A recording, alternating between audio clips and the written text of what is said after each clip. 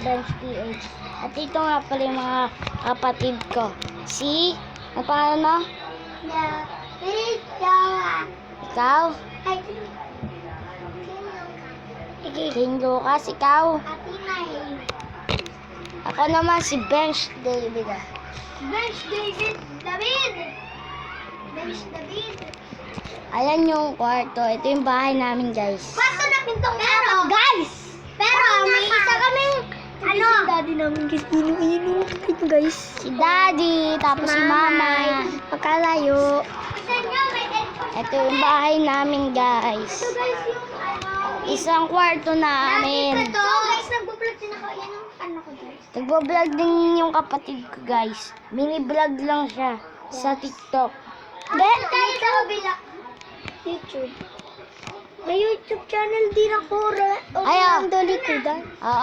Nga pala, guys.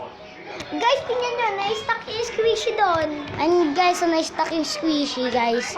At ito yung kusina, guys. Pero nakasarado. Ayan. Ayan, may aircon pa kami dyan, guys. Oo, Siyempre, kahit ang init-init ng panahon, hindi mawawalang aircon, guys. Dahil paggabi lang kami nag-aircon. Tapos, Daddy, buksan na yung aircon. si Daddy! Ay ka, Daddy! Ayan, Daddy, buksan. Inaano ako ni Daddy. Ay, takot na makita.